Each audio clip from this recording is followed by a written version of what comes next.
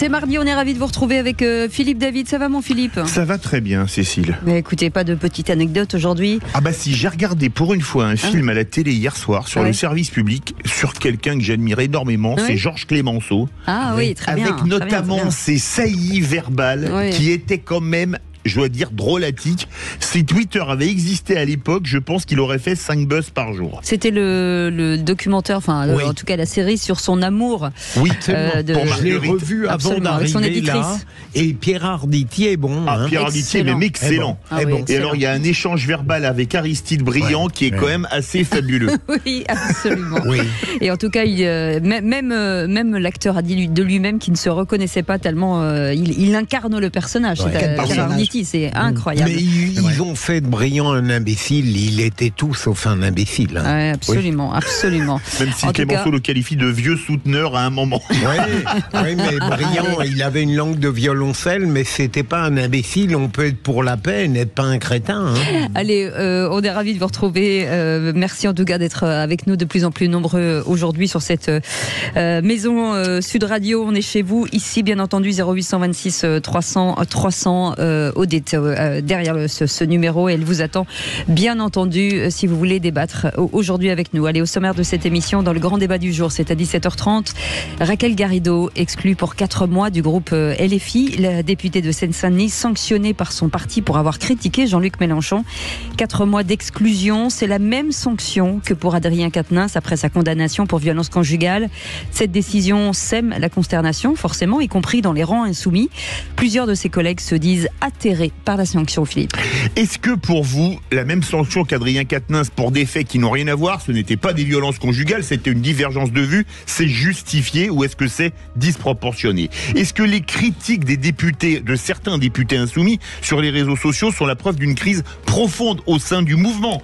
Une implosion, est-ce qu'elle est possible et est-ce qu'elle serait, pourquoi pas, salutaire pour la gauche? Vous voulez témoigner? Appelez le 0826 300 300. Et pour le moment, vous dites oui, elle est victime d'un procès politique à 59% sur Twitter. Et notre expert du jour pour en parler, Daniel Simonet, sera avec nous, député La France Insoumise de Paris. Et puis le coup de projecteur des vraies voix à 18h30. Les tags antisémites à Paris pourraient avoir été commis par des Moldaves avec des commanditaires venus de Russie. C'est l'hypothèse sur laquelle travaillent les enquêteurs. Hypothèse d'une opération de déstabilisation en lien avec les intérêts russes. La police estime les 250 pochoirs de l'étoile de David auraient été apposés par une seule équipe à Paris et dans ces environs, Philippe. Oui, justement. Alors après les ingérences russes pour les élections, on en a parlé aux États-Unis, on en a parlé en France. Croyez-vous à une nouvelle ingérence russe dans cette affaire? Est-ce crédible?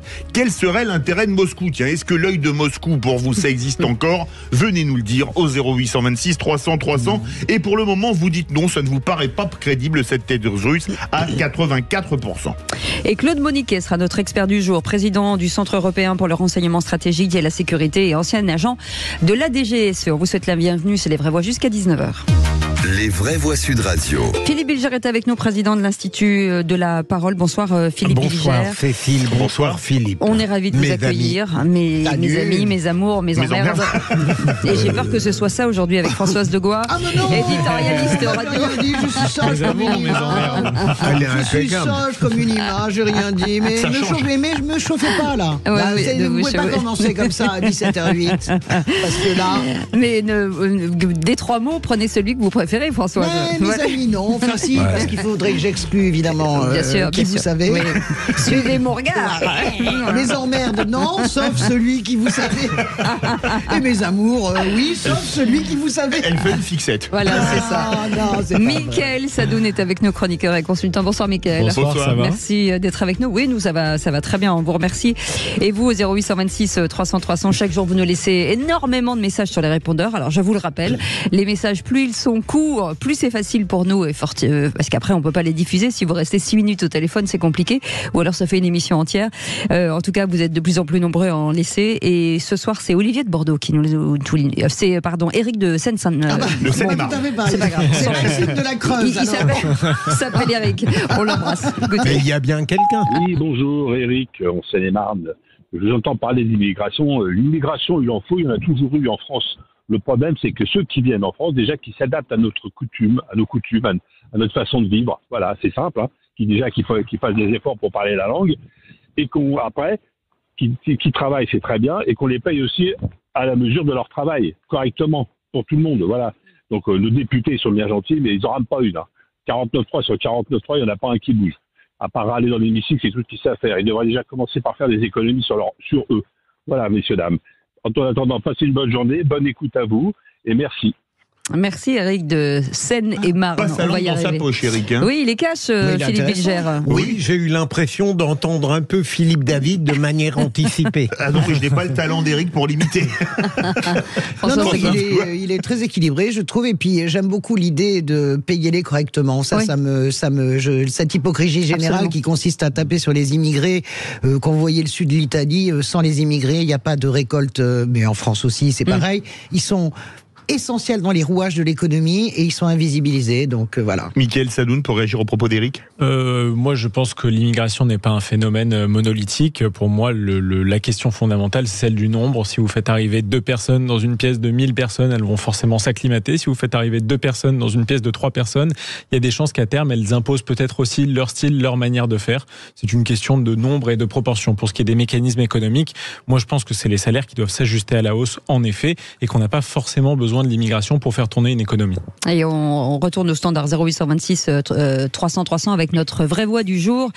Olivier de Bordeaux est avec nous. Bonsoir Olivier. Bonsoir Olivier. Bonsoir à tous, merci de m'accueillir. On est ravis de vous accueillir et vous vouliez me pousser un coup de gueule contre quoi? Ou contre qui peut-être? Alors puisque j'ai 45 secondes, je souhaite critiquer le fait qu'on doive supporter les interventions récurrentes de Madame Brigitte Macron, qui n'a pas de mandat, qui n'est pas élue et qui se permet de donner son avis sur notre politique nationale. Et ce n'est pas son rôle. Je crois qu'en plus, qu'elle se permet d'intervenir sur le harcèlement des mineurs à l'école est particulièrement malvenu de sa part. Alors, je ne sais pas si j'ai 45 secondes, mais en tout cas, voilà, ça c'est ce que je voulais dire. Je trouve ça insupportable. Alors, le harcèlement scolaire, Philippe Bilger, peut-être vous répondre. J'aurais été d'accord avec notre auditeur, mais je n'aurais pas pris cet exemple qui, à la rigueur, pourrait rentrer dans son champ de compétences. Je crois savoir qu'elle a eu des interventions plus discutables. Oui. Non, monsieur Bilger, c'était une boutade, ma dernière phrase. Oui, c'était une blague. Oui, on avait compris, oui, parce que c'est pas un argument, vilaine, ça. Mais c'est une vraie boutade. C'est-à-dire qu'à un moment donné, j'en profite pour le dire au passage, vraiment, je trouve ça malvenu de sa part. Je l'ai dit comme ça, je pourrais le dire autrement, mais non, je crois qu'elle est vraiment mal placée pour intervenir sur ce sujet. Françoise Degois, on parlait notamment de la nomination d'Éric Dupond-Moretti et d'autres nominations pour lesquelles aurait soufflé fort à l'oreille du président. Est-ce que quelqu'un peut imaginer que l'épouse du président de la République n'a pas d'influence? Carla Bruni avait une influence sur Nicolas Sarkozy, Brigitte Macron en a une sur Emmanuel Macron. Qu'est-ce que je pense que de toute façon... Laquelle des deux avait de l'influence sur François Hollande? Je pense, moi, Valérie Trierweiler avait l'air beaucoup. En tout cas, dans la conquête, elle a fait la conquête de François Hollande. Alors moi, j'en ai été témoin, donc je peux vous dire que c'est vrai. Après, la question que vous posez, est-ce que une première dame doit s'exprimer? Si ça vous dérange, vous tournez le poste. Moi, ça ne me gêne pas tellement. Au fond, je m'en moque parce que je trouve que ce qu'elle dit n'a pas grand intérêt, en fait. Voilà, je vais être encore plus méchant. Mais je comprends qu'il soit agacé. Oui, mais ça n'a pas d'intérêt, en fait. Il me semble que le harcèlement scolaire n'est pas qu'un sujet qui relève d'un pur mandat électif et politique. C'est un engagement sociétal sur lequel même des artistes peuvent s'engager. Je vois pas pourquoi la femme du président ne pourrait pas s'engager dessus. C'est une cause à laquelle je pense qu'on est tous sensibles. On n'a pas demandé non plus à Brigitte Macron d'intervenir sur la réforme de l'État. Donc moi, ça me va. En tout cas, Eric, vous êtes notre vraie voix du jour. Olivier, pardon, décidément, je vais y arriver. En fait. Olivier, vous êtes sûr que vous appelez Olivier, vous voulez pas vous appeler Eric? Ça m'arrangerait. Aujourd'hui, ça m'arrange. Si ça vous fait du bien de m'appeler Eric, je veux pas être... En tout cas, si j'avais fait un truc pareil, je me serais fait appeler Arthur. Oui, c'est vrai. On est ravis de vous accueillir. Vous restez avec nous dans quelques instants. Ce sont les 3 mots dans l'actu. C'est avec Félix Mathieu. Avec vous, Philippe Bilger, on parle de quoi? J'ai envie de parler, au-delà de Raquel Garrido, pourquoi on éprouve le besoin d'exclure les voix dissidentes. Eh bien, on en parle dans quelques instants. 0826 300 300. On vous attend, bien entendu, jusqu'à 19h. À tout de suite. Les vraies voix Sud Radio, 17h-20h, Philippe David, Cécile de Ménibus. On est ravis de vous accompagner tous les jours de 17h à 19h avec Philippe David et bien entendu Philippe Bilger tous les jours avec nous, président de l'Institut de la Parole, et c'est une joie de l'avoir avec nous au quotidien. Merci Philippe Bilger. Françoise Degois, assez régulière. Vous m'avez pas assez. Non, mais je vous a pas très assez. bien. Je comprends très bien. Ah oui, vous, qu'est-ce qui vous arrive? Non, mais je me méfie de vos... On dirait la fin du dernier métro. Oui, je sais pas, c'est une joie de vous avoir. Non, mais il a un problème de visuel, c'est-à-dire quand il vous regarde... compris que c'était en fait, c'est Philippe Bilger qui essaye de regarder. Bien sûr, le pulpeux, sans dodu, sans replay. Et Mickaël Sadoun est avec nos chroniqueurs et consultants qu'on est ravis aussi d'avoir avec nous. Et vous, 0826 300 300 avec vous, Félix Mathieu, bonsoir. Bonsoir tout le monde. Dans un instant, les 3 mots dans l'actu. On parle de quoi? On va parler de la loi immigration qui patine un peu au Sénat, des crues qualifiées d'historiques dans le Pas-de-Calais, puis d'un Goncourt, le Goncourt 2023. Il nous parle cette année d'amour et d'Italie. En 3 mots, ça donne immigration, crue et Goncourt. Et tout de suite, le réquisitoire du procureur. Les vraies voix Sud Radio, le réquisitoire du procureur, Philippe Bilger. Et vous voulez requérir sur les voix dissidentes, monsieur le procureur? On va aborder tout à l'heure plus en détail la situation de Raquel Garrido au sein de LFI, mais ce qui s'est passé avec elle m'a fait penser à l'inconfort de toutes les voix dissidentes qui peuvent exister. Je ne parle pas de Françoise aux vraies voix, j'entends bien, mais plutôt de gens qui, dans le judiciaire, parfois, malgré les apparences, le réactionnaire que je suis a eu des ennuis dans le domaine judiciaire parce que j'essayais de sauver une liberté qui était mal perçue. Dans tous les domaines, me semble-t-il, la tentation c'est d'exclure les voix dissidentes, même confortables. Je veux dire, ça n'est pas la guerre du Vietnam de dire ce qu'on pense tout de même, mais la tentation c'est de les sortir du cercle prétendument de la raison, alors qu'il faut les garder au contraire, parce qu'elles enrichissent, elles stimulent, on peut les contredire. C'est un peu, si j'ose dire, ma chère Cécile, ce qui se passe dans les vraies voix lorsqu'on a des antagonismes de bonne aloi. La parole est à la voix dissidente des vraies voix. Moi je suis dissidente. Je suis souvent dissidente avec ma famille politique parce que j'ai une ligne. Moi je suis la gauche républicaine. En ce moment, par exemple, je suis une voix dissidente, mais elle n'est pas dissidente pour moi. À mes yeux, elle est juste tout à fait cohérente en fait. En réalité, j'ai pas de problème de dissidence. Je suis assez d'accord avec ce que dit Philippe. Après, c'est compliqué la gestion d'un parti. Bien sûr. Alors, on est en train de tomber sur LFI à juste titre, parce que quand on plaide la 6e et qu'on agit comme ça, voilà, il y a quand même une incohérence. Mais quand même, tous les partis ont la terreur de ce qu'a vécu François Hollande avec les frondeurs. En réalité, l'idée des frondeurs qui ont détruit littéralement le quinquennat de François Hollande, mais vraiment détruit au jour après jour le quinquennat de François Hollande, c'est quelque chose qui génère, ça se voit moins dans les autres parce qu'ils sont plus faux cul, mais la réalité, ça fonctionne de la même manière. Mickaël Sadoun. J'irais plutôt sur la ligne de Françoise Degois. C'est très compliqué de tenir une ligne dans tout collectif humain, mais à forte raison dans un parti politique, entre un certain principe d'unité et de rangement derrière une ligne et en même temps une dissidence qui est essentielle à faire avancer le parti. Moi, j'ai été proche parfois de gens qui participaient à la vie de parti, qui étaient trop unitaires et qui du coup s'asséchaient et s'appauvrissaient dans un unanimisme qui a fini par les stigmatiser. Ça a tué Ségolène, par exemple. Ségolène Royal, c'est la voix disruptive du Parti Socialiste. Elle a porté des choses qui sont complètement dans le débat aujourd'hui. Et je vois très bien comment tout le parti, silencieusement, s'est mis en marche, véritablement, pour la faire perdre à la présidentielle, vraiment. C'est pas mal de dire en marche, c'est drôle sur ce que vous disiez. Allez, tout de suite, les 3 mots dans l'actu. Les vraies voix Sud Radio. Rebonsoir Félix Mathieu. Rebonsoir. Rebonsoir Félix. 3 mots dans l'actu, immigration, crue et Goncourt. Le Sénat décale à demain l'examen de l'article 3 de la loi immigration sur la régularisation des travailleurs sans papier. Expulsons le délinquant, régularisons la nounou, plaide Gérald Darmanin. Des crues qualifiées d'historiques dans le Pas-de-Calais. Une 60aine de personnes de communes touchées. Certains habitants ont passé la nuit à l'étage à surveiller la montée de l'eau. Et puis, lui entend nous remettre un peu de lumière dans cette actu morose. Jean-Baptiste Andréa, lauréat 2023 du prix Goncourt pour Veiller sur elle, un livre qui parle d'amour contrarié, d'amitié et d'Italie. Les vraies voix Sud Radio. Sa loi immigration est examinée par le Sénat depuis hier. Ce matin, face à Jean-Jacques Bourdin sur Sud Radio, le ministre de l'Intérieur, Gérald Darmanin, affichait sa confiance. Je constate que ça fonctionne bien au Sénat. Le Sénat qui vient de décaler à demain, au moins, l'examen de l'article 3, celui qui a le plus de mal à passer à droite. Il prévoit un titre de séjour temporaire pour les travailleurs sans papier dans les métiers en tension. Ce matin, le ministre de l'Intérieur se disait prêt à en discuter de cette disposition tout en défendant quand même l'esprit de cet article 3. En gros, les Français veulent régulariser la nounou et expulser le délinquant. Aujourd'hui, on fait l'inverse. On dit non à la nounou et on garde le délinquant sur le territoire national. Je veux faire l'inverse. Alors bien sûr, cet article 3 qui prévoit grosso modo ça, il n'est pas parfait. Moi, je suis prêt à en discuter. Donc il sera réécrit ? Si on trouve un compromis pour le réécrire, moi je suis pas un fétichiste ni du numéro de l'article ni de ses virgules, mais le principe général, c'est régularisons la nounou qui n'a pas de casier judiciaire et expulsons l'étranger délinquant. Vous maintenez cet article 3 ? La question de le retirer. Il est dans le projet de loi du gouvernement. Après, le Parlement fait son travail. Au Sénat, j'appelle mes amis, quels qu'ils soient, de gauche comme de droite, être de bon sens. Expulsons le délinquant, régularisons la nounou. Article 3 examiné finalement demain, voire jeudi. La droite et le centre majoritaire au Sénat ont du mal à se mettre d'accord sur le sujet.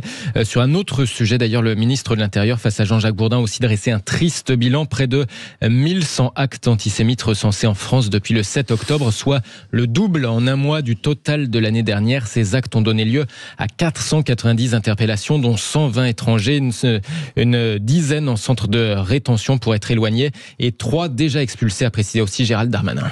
Philippe Bilger, il joue gros sur cette loi, Gérald Darmanin ? Oui, sûrement, mais j'ai écouté l'entretien, je l'ai trouvé très intéressant ce matin, et ce que j'ai apprécié, c'est que Jean-Jacques Bourdin l'ait bien laissé parler de la même manière qu'il l'avait fait la veille avec le président Hollande.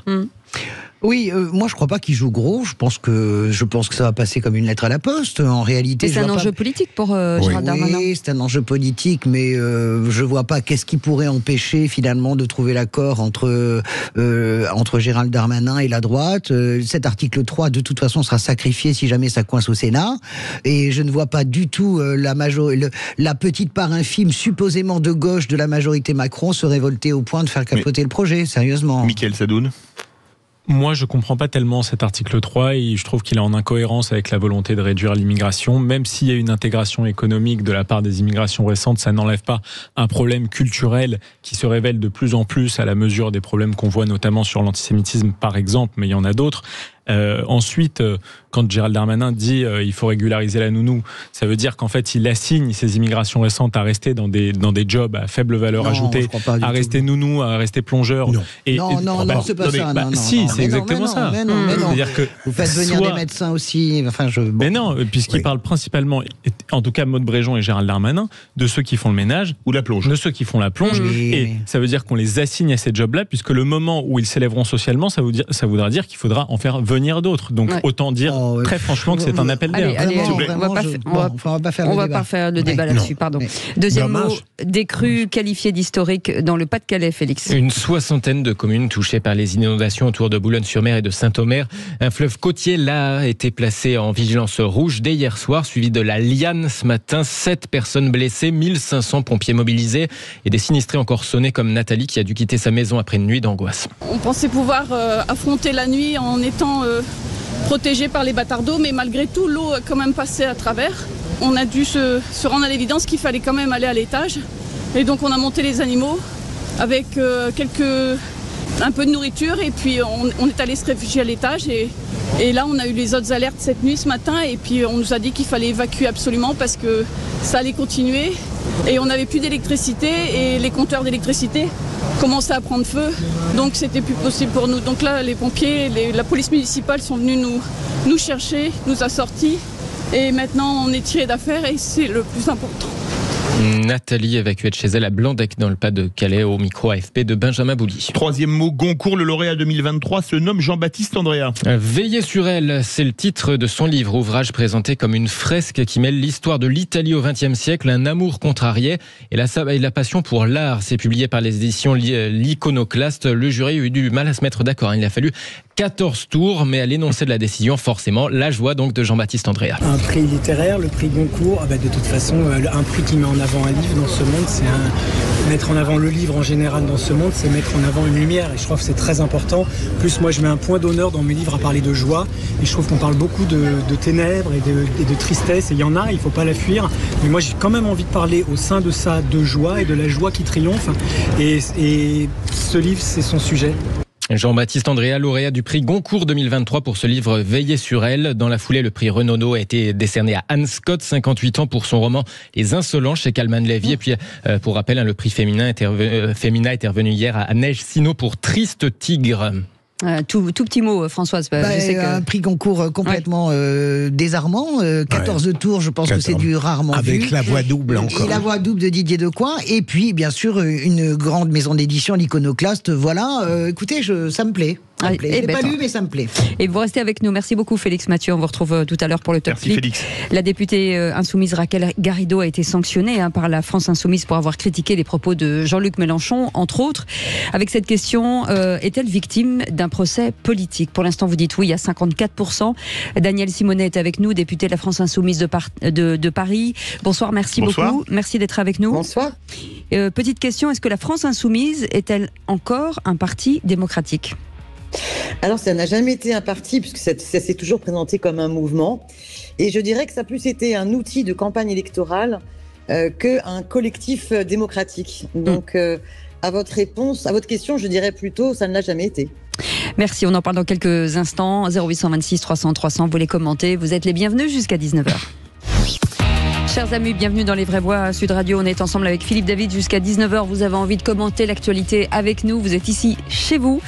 0826 300 300, bien entendu, Aude vous attend. Et pour commenter l'actu du jour, allez tout de suite, le grand débat du jour. Les Vraies Voix Sud Radio, le grand débat du jour. La discipline comme ça, c'est pas la façon mature d'aborder les éventuels désaccords politiques. Nous sommes un collectif humain, dans tout collectif humain, il y a des règles. Moi je suis atterrée par cette sanction. Moi je suis complètement d'accord avec la sanction et justement je trouve que ça faisait un petit moment qu'on attendait qu'il y ait une sanction. Qu'on ne règle pas des divergences politiques par des sanctions bureaucratiques. Adrien, il a été exclu de notre groupe pendant 4 mois. C'est pas le cas de Raquel Garrido. J'estime qu'il y a un 2 poids 2 mesures qui est absolument injuste. La démocratie interne d'un groupe, c'est pas que quand les décisions à la fin aboutissent sur la position de départ qu'on avait soi-même. Et Raquel Garrido exclue pour 4 mois du groupe LFI, la députée de Seine-Saint-Denis sanctionnée par les Insoumis pour avoir critiqué Jean-Luc Mélenchon. 4 mois d'exclusion, c'est la même sanction qu'Adrien Quatennens après sa condamnation pour violence conjugale. Cette décision sème forcément la consternation et certains de ses collègues se disent atterrés par la sanction. Philippe. Est-ce que vous trouvez que c'est une sanction disproportionnée par rapport à celle qu'avait subie Adrien Quatennens pour des violences conjugales? Est-ce que les critiques sur les réseaux sociaux de plusieurs députés LFI montrent une crise profonde au sein du mouvement fondé par Jean-Luc Mélenchon? Jusqu'où pourrait aller cette crise? L'implosion? Une implosion? Est-ce qu'elle serait salutaire pour la gauche? On attend vos témoignages au 0826 300 300. Et pour le moment, vous dites à 54% sur Twitter que Raquel Garrido est victime d'un procès politique. Et on en parle avec notre invité qui est avec nous. Merci beaucoup. Daniel Simonet, député de la France Insoumise de Paris. Bienvenue sur Sud Radio. Avant de revenir vers vous, Philippe Bilger, cette question, finalement, est-elle victime d'un procès politique? Justement, il y a une alternative à propos d'un parti, de LFI comme de tout parti, que j'exclus radicalement. C'est une branche qui serait de permettre une liberté totale de parole. Ça, c'est inconcevable à partir du moment où on est dans une structure partisane. Et la seconde branche serait en réalité d'imposer un étouffement total. J'exclus aussi ça. Et l'interrogation que je me formule avant que Madame la députée donne son point de vue, c'est de savoir comment dans un parti qui a une discipline, on peut concilier véritablement l'exigence de liberté d'expression avec le caractère unitaire d'un projet. Ça m'intéresse et je suis impatient de connaître son point de vue. Vous pensez qu'un député, c'est comme un ministre, ça ferme sa gueule ou ça démissionne, comme disait Jean-Pierre Chevènement, ou tout le contraire? Aude attend vos appels au 0826 300 300. Françoise Degois. Non, d'abord, ça va à l'encontre du fonctionnement de la gauche. Jean-Luc Mélenchon a été suffisamment socialiste pour savoir que pendant des années, il a pu faire entendre sa voix sans jamais être exclu. Je me souviens quand il avait monté toute l'aile gauche avec Henri Emmanuelli, qu'ils étaient à Perpignan, il faisait même des universités d'été, comment dirais-je, à part de l'université d'été du PS, feu sur le quartier général. Les gens comme moi, qui sont des vieux de la vieille, entre guillemets, même malgré je n'ai pas un âge canonique, mais qui connaissent ce fonctionnement. La gauche, elle a toujours fonctionné dans les diversités. Tous les congrès du Parti socialiste, même si les voix dissidentes sont moins étouffées, mais tous les congrès du Parti socialiste, on laisse place à des motions totalement différentes. Jean-Luc Mélenchon en a bénéficié pendant des années. Des années, le sénateur Mélenchon a été un opposant au sein même du parti. Il n'a pas été suspendu. Vous connaissez la phrase de Lénine, le parti se renforce en s'épurant. Ce qui s'est passé, voilà, je pense que LFI est en train de se ramener à ce qu'il n'a, au front de gauche en réalité, et que la crise de croissance a été mal interprétée. Les 22% de Jean-Luc Mélenchon, c'est pas 22% pour LFI. Tous les députés, c'est parce que c'est la NUPES. C'est vrai que la NUPES a eu besoin de LFI, mais que seraient les députés d'LFI si le PS, si ELV et si les partis communistes n'avaient pas fait étiquette commune? Il y aurait 17 députés comme en 2017. Et là, je pense qu'il y a un péché d'orgueil de Jean-Luc Mélenchon. Mickaël Sadoun.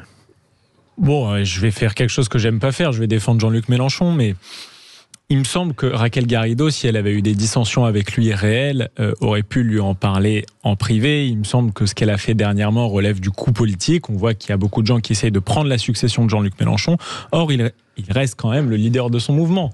Donc, il est libre d'actionner les leviers qui sont en son pouvoir pour exclure les éléments qui sont trop dissidents ou qui sont, à son avis, néfastes à son parti.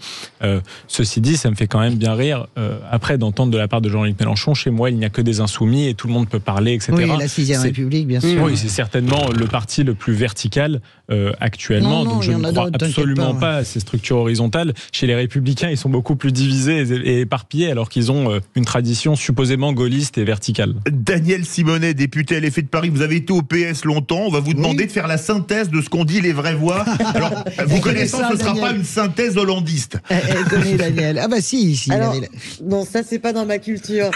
D'abord, bonsoir à toutes et à tous. Je pense que la France Insoumise, en fait, est un magnifique outil de campagne électorale, mais n'a jamais été pensé pour les périodes entre deux grandes élections présidentielles. Comment cet outil peut permettre un fonctionnement en fait démocratique pluraliste. Et c'est ça l'achoppement.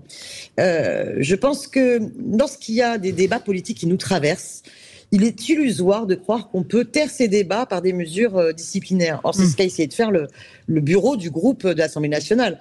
Avec d'abord quelque chose qui est complètement hallucinant, c'est que normalement, c'est pas au bureau du groupe d'avoir une quelconque légitimité pour prendre des décisions disciplinaires. Ça devrait être à l'assemblée plénière du groupe. Ensuite, ils prétendent que Raquel Garrido est sanctionnée pour différents faits, mais ils ne précisent pas véritablement ces faits, ils ne les datent pas, ils ne disent pas de quoi il s'agit concrètement. Donc je pense que vous avez tout à fait raison de bien montrer que, en fait, non, c'est pour les propos qu'elle a pu avoir et les désaccords qu'elle a pu exprimer. Or, on a une ambition au niveau de la France Insoumise et de la NUPES, une ambition qui est la prise du pouvoir. On a réussi en 2022 à, en un temps record, fédérer la gauche sur un programme ambitieux de prise de pouvoir et de rupture, en fait, pour s'attaquer à la racine du problème écologique, de la distribution des richesses et de la question démocratique. Si on veut pouvoir battre l'extrême droite en 2027, il faut être capable de fédérer tout le monde. Pour fédérer tout le monde, il faut accepter qu'on n'est pas monolithique et qu'il y a du débat. Et on ne peut pas, à ce débat et aux désaccords qui peuvent s'exprimer dans un débat, avoir des réponses de sanctions bureaucratiques. Ça, c'est intolérable, inacceptable. Oui, irresponsable, je dirais. Vas-y. Philippe Bilger. À votre avis, Madame la députée, lorsque Raquel Garrido dit, si je me rappelle bien, Jean-Luc Mélenchon, depuis quelque temps, a été seulement nuisible au parti, à la cause. À sa place, vous auriez fait quelque chose où il devrait dire, elle a le droit de l'exprimer, c'est tout? D'abord, j'estime que tout le monde a le droit de s'exprimer. Oui, normalement, c'est un principe de base. Et par contre, quand vous avez des situations de désaccords internes qui s'expriment jusqu'à ce point-là, il faut peut-être se poser la question. Peut-être qu'il faut débattre et réapprendre à débattre. C'est ça d'abord, réapprendre à débattre. Quels sont les désaccords qu'il peut y avoir en ce moment dans la France Insoumise? C'est des désaccords, par exemple, sur l'enjeu de la stratégie unitaire NUPES. C'est des désaccords sur la façon dont on peut justement se donner les moyens de battre l'extrême droite en 2027. Donc c'est pas rien comme sujet. Et puis il y a aussi d'autres désaccords. Moi je fais partie de ceux qui ont estimé qu'on pouvait et qu'on devait considérer soit les attaques du Hamas comme des attaques terroristes, soit l'organisation même du Hamas comme organisation terroriste qui n'a pas d'autre projet que la destruction de l'État d'Israël. Le mouvement France Insoumise a dénoncé les attaques du Hamas, mais a estimé qu'il fallait être du registre du droit international et de la dénonciation des crimes de guerre. C'est un débat, et on peut l'avoir sans s'invectiver, et on peut l'avoir sans répondre par de la sanction. Françoise Degois. On ne peut pas prétendre vouloir passer à la 6e République, prendre le pouvoir pour convoquer la Constituante, et ne pas être capable en interne de démocratie. Mais on ne mesurera jamais assez ce qui s'est passé le 7 octobre avec ce communiqué rédigé en une demi-heure par Daniel Obono, avec l'accord bien sûr de Jean-Luc Mélenchon et de Mathilde Panot.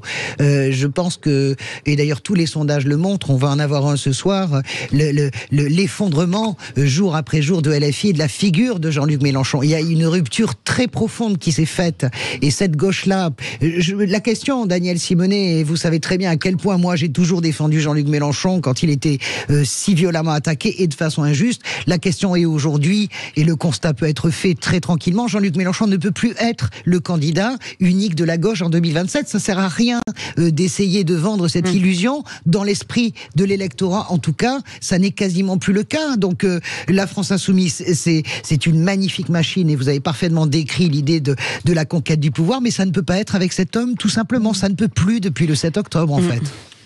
Daniel Simonet. Oui. Alors, d'abord, Jean-Luc Mélenchon, après la précédente présidentielle, a dit qu'il nous invitait à faire mieux. Et donc, je pense qu'on doit toutes et tous prendre ce conseil au sérieux et prendre nos responsabilités. Ça veut dire quoi, faire mieux? Eh bien, faire mieux, c'est préserver l'unité, se dire que le cadre unitaire de la NUPES, eh bien, moi, j'y tiens. J'y suis attachée, et je pense qu'il faut aussi qu'on apprenne dans ce cadre NUPES à débattre et à voir ce sur quoi nous sommes d'accord, ce sur quoi nous sommes en désaccord, et pouvoir débattre de nos désaccords. Daniel, c'est essentiel au niveau de la gauche. Je peux vous interrompre. Je peux vous interrompre, Daniel. Daniel, là, je peux vous interrompre. La personne qui a grenadé tous les leaders de la gauche depuis un an, directement sur Twitter, c'est Jean-Luc Mélenchon. J'ai le souvenir de tweets incendiaires contre Marine Tondelier, contre Olivier Faure. C'est pas possible de réagir comme ça. Bien, moi, je pense que la méthode, en fait, de communication par tweet et par un tweet agressif et insultant n'aide pas au débat à gauche, au travail de l'unité. Et hélas, il y a pas mal de personnes qui s'y sont adonnées. Et je pense que c'est totalement délétère. Et je pense qu'on doit être au contraire de celles et ceux qui cherchent à élever le débat. Moi, ça ne m'intéresse pas d'avoir un débat avec les différents partenaires de gauche sur des... C'est ce qu'a fait Jean-Luc Mélenchon. Mais je pense que ce qui est important, c'est d'être dans les débats sur les questions stratégiques, sur les questions aussi qui préoccupent les Françaises et les Français. On a suffisamment à travailler et à soutenir tant de combats pour ne pas s'adonner en fait à cette cette maladie infantile. Daniel Simonet, juste une petite question. Est-ce que ça sonne comme un avertissement pour les autres, ce qui vient de se passer? Peut-être que c'est l'intention, j'en sais rien, mais enfin vous voyez que sur moi ça marche pas des masses. Sud Radio, parlons publiquement toutes les critiques que j'ai à faire en interne, parce que franchement il y a plein de sujets sur lesquels moi j'ai été très loyale. Je veux dire, ça fait presque un mois qu'en interne, je dis, depuis quand même le complément d'enquête sur Sophia Chikirou, il y a un certain nombre d'articles, est-ce qu'il n'y a pas quand même des explications qu'on est en droit d'attendre? Et puis on les a toujours pas. Bon, maintenant, je vais donc médiatiquement, publiquement, poser l'ensemble des questions auxquelles tout débat m'est refusé en interne. Méfiez-vous, vous pourriez être libre pendant 4 mois. Vous avez attention. Pas accepter finalement cette ambiance de menace. Restez avec nous, Daniel Simonet. 0826 300 300. Olivier qui veut intervenir de Bordeaux. Rebonsoir Olivier. Rebonsoir Olivier. Bonsoir. Alors je vais en profiter pour dire que je suis insoumis parce que bon, moi, pour une fois que je peux m'exprimer, c'est bien. Ma voix. On va être obligé de raccrocher, Olivier. Désolé. C'est bien. Rappelez-nous dans 4 mois, Olivier. Arrêtez, les méchants. Il faut que je sois honnête parce que c'est vrai que eux justement précisément ils peuvent s'exprimer comme ça, et je crois que pour une majorité de militants c'est ce qui pose souci. Même s'il y a beaucoup de débats qui méritent d'être soulevés en interne, la verticalité, moi je la critique pas. Enfin, j'oublie pas qu'elle nous a amené là où on est, et les débats ils ont lieu en interne et on se pose des questions et on peut gueuler en interne. Le problème qui se pose, c'est quand les débats sont faits à travers BFM, à travers les tweets, etc. Et c'est pas toujours toujours de la faute de Jean-Luc Mélenchon, Françoise Degois. Ça peut être un peu plus compliqué que ça à la France Insoumise. Les dérives de certains qui semblent être plus en quête de lumière que de travail collectif, eh ben ça nuit au collectif aussi. On n'a pas besoin de passer sur Sud Radio ou sur BFM. Et il n'y a pas d'implosion. Moi, je vous dis que c'est un non-sujet pour une majorité d'insoumis. Les Twitter, le résultat de Twitter, c'est pas les insoumis qui votent essentiellement. Et moi, je vois tous les commentaires qui ont été suite à ce qu'a pu tweeter Raquel ou Corbière ou etc. Ils sont extrêmement plutôt pro-Mélenchon et pro-démocratie interne qui se gère à la maison que pro-Raquel. Ouais. Donc on sait aussi que Raquel, elle n'a pas été choisie et qu'elle l'a pas digérée. Et moi, je pense qu'il faut... et je trouvais que la question d'ailleurs de Philippe Bilger était intéressante. Moi, on disait Jean-Luc Mélenchon, il était opposant. Oui, mais il est parti précisément parce qu'il était en désaccord. Et moi, je crois qu'à un moment donné, si on n'est pas capable de porter le désaccord... Des années, ça a duré. Des années. Mais c'est passé par des congrès, il s'est opposé en congrès, il y a des règles pour s'opposer. On est quand même consulté à la France Insoumise. Moi, je peux vous garantir que je suis très actif et dans le groupe d'action. Il n'y a pas de congrès à la France Insoumise. Il n'y a pas de congrès. Olivier, pourquoi vous dites... Attendez. J'ai dit qu'on était consulté. On n'est pas un parti, on est un mouvement. On essaye un autre fonctionnement. Il n'est pas parfait, certes, mais je vous promets qu'on est très très nombreux à être très bien là-dedans. Après, moi, je veux bien qu'on entende sur les désaccords de la NUP, mais c'est grâce aux 22% qu'on a réussi à faire la NUP. Il faut quand même resituer les choses. Là, si vous voyez le dernier sondage du Point, qui d'ailleurs disait qu'on était à 11% une semaine avant les présidentielles, il donnait encore JLM à 17%. Donc je pense à un moment donné, et après c'est pareil, il peut y avoir des désaccords, un manque de consensus. Moi je peux l'entendre, on n'est pas parfait démocratiquement, mais ça ne se règle pas sur BFM, et les ambitions de certains ne doivent pas passer. Ils ont la chance de pouvoir parler, c'est pas, il faut pas en profiter non plus pour essayer de tuer le vieux comme ça. Simple remarque pour dire que c'est très intéressant ce débat, parce qu'on entend évidemment un peu ce que je disais tout à l'heure, c'est-à-dire qu'il y a des figures de la gauche, Françoise Degois ou Daniel Simonet, qui s'opposent à Jean-Luc Mélenchon et qui ont envie de s'affranchir de sa tutelle. Mais en bas, il y a des militants, entre guillemets petits militants, ne vous offusquez pas évidemment monsieur, mais qui perçoivent quand même Jean-Luc Mélenchon comme une figure extrêmement charismatique et presque irremplaçable. Et moi je suis plutôt d'accord avec ça, c'est-à-dire que Jean-Luc Mélenchon, en dépit de ce qu'on peut lui reprocher sur ses positions idéologiques, c'est une figure assez extraordinaire, qui a une maestria politique, qui a une profondeur politique et idéologique. Personne n'enlève ça. C'est difficile pour la gauche de s'en passer. Mais je pense que la gauche va s'en passer parce que Jean-Luc Mélenchon a atteint son plafond de verre. De toute façon, la gauche ne gagnera jamais avec Jean-Luc Mélenchon, ni au premier ni au second tour. La démographie joue pour lui quand même. Mais ça, c'est la réalité. Mais non, pas du tout. Je veux bien qu'on cite le sondage, mais vous voyez bien la pente descendante. Celui qui sort demain dans Paris Match est dramatique pour nous, pour la gauche. Marine Le Pen est en train de se substituer. Jean-Luc Mélenchon, il perd 6 points. Allez, Donc, moi, je veux bien qu'on soit dans l'illusion. Il y a les militants, il y a les comptes Twitter et il y a l'électorat. Moi, je suis l'électorat de gauche lambda, rose vif. Je peux vous dire que c'est plus possible de penser que Jean-Luc Mélenchon peut nous représenter. Daniel Simonet, thèse, antithèse, synthèse. 20 secondes. 20 secondes. Voilà, si Ruffin pouvait se réveiller, ça nous arrange. Laissez parler Daniel Simonet. 20 secondes, pardon, Daniel Simonet. Non, mais écoutez, en 20 secondes, que voulez-vous que je vous dise ? En 20 secondes, il faut assumer partout le débat. Donc, il faut du débat et de la démocratie, que ce soit dans le groupe parlementaire, que ce soit à la tête du mouvement, que ce soit dans l'ensemble des départements. Et il faut aussi du débat avec nos partenaires et du débat dans des assemblées de circonscription de la NUPES. C'est important, voilà, on n'en fera pas l'économie. Et le sujet de la bataille, pour moi, c'est d'abord et avant tout quelle stratégie pour gagner. On n'a pas le choix. Il ne faut pas laisser l'extrême droite prendre le pouvoir de la République française. Ça n'est pas acceptable. L'urgence climatique exige aussi qu'on prenne le pouvoir. Donc, parlons du fond, assumons les débats et ne cherchons pas à être un mouvement monolithique. Car quand la démocratie, on lui tourne le dos, ça se finit toujours très mal. Merci beaucoup Daniel Simonet d'avoir été avec nous, député La France Insoumise de Paris. Vous restez avec nous dans un instant, le qui c'est qui l'a dit, le quiz de l'actu. Et là, ce sera pas du tout monolithique, je vous le dis. Allez, à tout de suite. Les vraies voix Sud Radio, 17h-20h, Philippe David, Cécile de Ménibus. qui est très sympa dans cette émission des Vraies Voix Sud Radio avec Philippe David, c'est qu'hors antenne, on s'auto-congratule. Voilà, on se fait du bien. C'est-à-dire que comme les autres le font pas, on le fait soi-même. C'est vrai. Voilà. Pour certains, c'est plausible. Oui. Pour d'autres, c'est un peu limite, je trouve. Suivez mon regard. Qu'est-ce qu'on va faire de vous? On ne sait pas. Mais tous les jours, on se pose la question, qu'est-ce qu'on va faire de Philippe David? Depuis qu'il est petit, c'est comme ça. Donc tous les jours, on le reprend en disant, demain, qu'est-ce qu'on va faire de lui? On le reprend, on appelle la vallée. J'avais déjà vous et ma femme qui me le disiez tous les jours. Maintenant, il y a même Françoise de Gaulle. Mais dans la vallée, c'est parce que simplement, la vieille dame de la vallée chez qui vous passez vos vacances, que je connais très bien, amie de ma mère et de mon grand-père, dit, mais qu'est-ce qu'on va faire du petit Philippe? déjà, la semaine dernière. Allez, on est très en retard tout de suite. Qui l'a dit?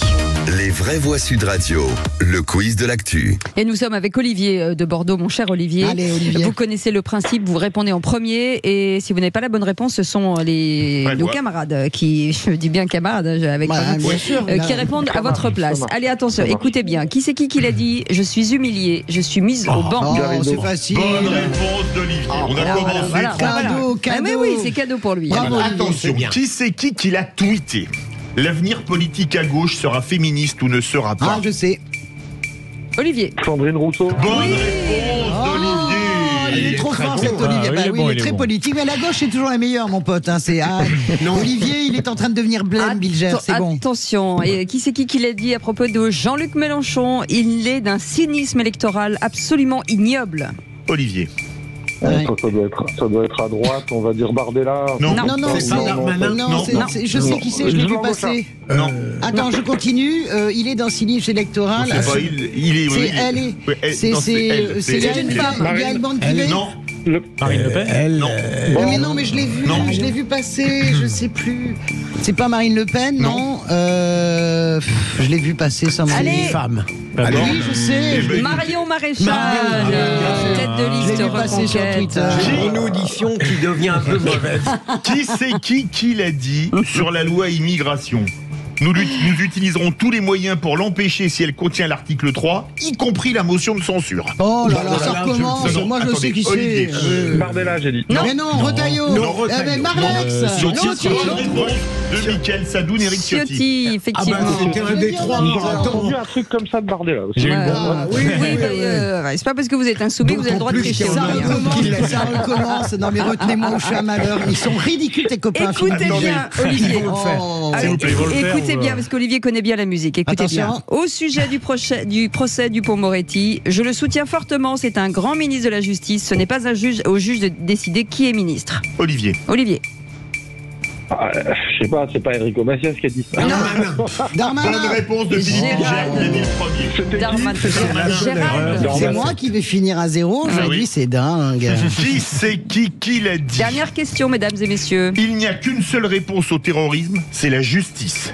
Je sais. Olivier. Je sais. De Villepin. Ouais. Bonne réponse d'Olivier. Bravo. Là, il fallait le savoir. Il l'a dit ce matin sur France Info. Mais je n'en doute pas. France Info ce matin. Il ne serait pas très Olivier premier avec 3 points. Il devrait songer à Olivier pour remplacer Mélenchon. Olivier, vous voulez pas aider François Ruffin? Non, j'ai pas la dimension. Arrêtez, Olivier. Excusez-moi, c'est avec un bon conseiller qu'il a dit quand même. Et vous êtes chanteur, vous? Oui, moi je suis chanteur. Ah ouais, on va vous faire chanter, bougez pas, on va s'occuper de vous. Allez, vous restez avec nous dans 10 minutes, le tour de table de l'actu des Vraies Voix. On garde Olivier de Bordeaux, bien entendu. On parle de quoi avec vous, Philippe? On parle de chef de gouvernement islandaise. Allez-vous, Françoise de Gois, on parle de quoi? Du ministère des Affaires étrangères et d'une employée qui arrache les photos des enfants kidnappés. Mickaël Sadoun. On parle de l'antisémitisme woke. Et vous restez avec nous, 0826 300 300. On vous attend au standard et vous êtes les bienvenus jusqu'à 19h. Les Vraies Voix Sud Radio, 17h-20h, Philippe David, Cécile de Ménibus. On vous attend bien sûr au 0826 300 300, les Vraies Voix Sud Radio, tous les jours de 17h à 19h avec Philippe David. On est ensemble et bien sûr avec Philippe Bilger, parce que on est presque 3, c'est-à-dire que dans cette 3 piliers. C'est un bonheur. Bah oui. Mais je suis un modeste auxiliaire de 2 animateurs. On parlait de Clémenceau. Il y a une citation de Clémenceau très drôle. Pour prendre une décision, il faut être un nombre impair et 3, c'est déjà trop. Non, mais ça pourrait être une citation de Mélenchon, par exemple. Oui, absolument. Françoise Degois est avec nous, éditorialiste Sud Radio, et Mickaël Sadoun, chroniqueur et consultant. Bienvenue. 0826 300 300. Venez donc dans cette belle et grande maison Sud Radio. Vous y serez bien. Allez tout de suite le Top Click avec Félix Mathieu. Les vraies voix Sud Radio, c'est le Top Click. Et le sujet le plus commenté ce soir, Félix, c'est cette femme filmée à Paris en train d'arracher des affiches des otages du Hamas. Une femme présentée comme étant Sophie Pommier, consultante spécialisée sur le Moyen-Orient pour le ministère des Affaires étrangères. Alors au début de la séquence, on voit une autre femme révoltée lui crier en anglais d'arrêter d'enlever ces affiches des otages du Hamas. Puis alors on entend dans un vif débat qui s'engage cette femme notamment répondre Israël assassin. Puis on l'entend aussi un peu plus tard, toujours en anglais, lorsqu'elle répond à cette femme qui veut l'interrompre. On l'entend évoquer les morts à Gaza comme pour les mettre en balance avec les victimes israéliennes.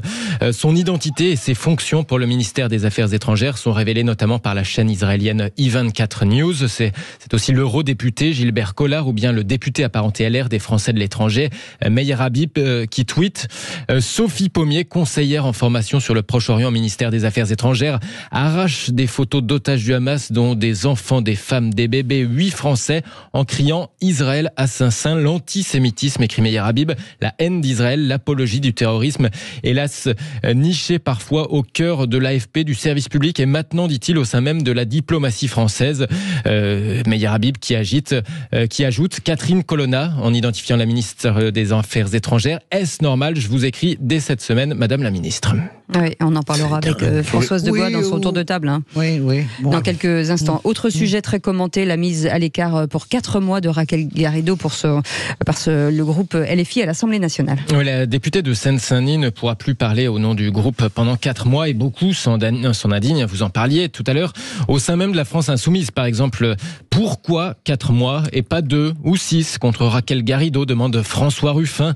Quel obscur alinéa de quel règlement inconnu décide de cela? À défaut de pouvoir débattre ensemble, la direction de mon groupe parlementaire pourrait-elle nous fournir la grille tarifaire en cas de divergence politique? Puis le député de la LFI de la Somme poursuit son raisonnement. Raquel Garrido est en désaccord sur l'absence de démocratie dans la France insoumise et notre mouvement qui prône la 6e République lui répond non par un débat mais par une sanction. Notre devoir, c'est d'unir la gauche, de gouverner le pays avec moins d'arbitraire et de bureaucratie que pour les membres fondateurs de notre mouvement. Voilà ce qu'écrit François Ruffin. Alors, d'un autre côté, parmi les rares défenseurs de cette décision de la direction de LFI sur Twitter, on a par exemple la chef du groupe LFI de l'Assemblée nationale, Mathilde Panot, qui fait valoir que dans tout collectif, il y a des règles. Elle s'insurge qu'on compare cette sanction aux 4 mois d'exclusion dont avait écopé Adrien Quatennens après son affaire de violence conjugale, car fait valoir Mathilde Panot, Raquel Garrido, elle n'est pas exclue, elle a seulement interdiction de s'exprimer au nom du groupe pendant 4 mois. Nuance. Et moi, je vais pousser un coup de gueule sur un thème que personne n'ose développer. Et si un député ou un sénateur nous écoute, je lui dis, écoutez, faites une proposition de loi, si vous êtes d'accord avec moi, c'est la création d'un délit d'abus de biens publics, comme il y a un délit d'abus de biens sociaux pour les patrons du privé. En effet, le voyage de longue durée en nombreuses compagnies en Polynésie française d'Anne Hidalgo et de certains de ses adjoints pose question, sachant qu'elle y est allée pour inspecter un spot de surf qu'elle n'est même pas allée voir. Alors si c'était pour pas y aller, autant faire une réunion Zoom, ça aurait coûté beaucoup moins cher, c'était très efficace, et surtout, ça aurait évité de produire des tonnes de CO2 en avion, quand on dit aux prolos de banlieue qui n'ont pas les moyens de changer de voiture, qu'ils sont devenus persona non grata dans la capitale avec les ZFE. Rappelons quand même que ce voyage, qui a quand même est passé par Paris, Papeete, Nouméa, Auckland pour revenir à Paris, ont été payés par le contribuable. 4 955 € de billets d'avion, 18 545 € de frais d'hébergement et de restauration pour un total de 59 500 €. L'affaire doit être un peu gênante quand je vois à quel point les élus de la majorité parisienne rament à tel point qu'ils pourraient déplacer le porte-avions Charles de Gaulle.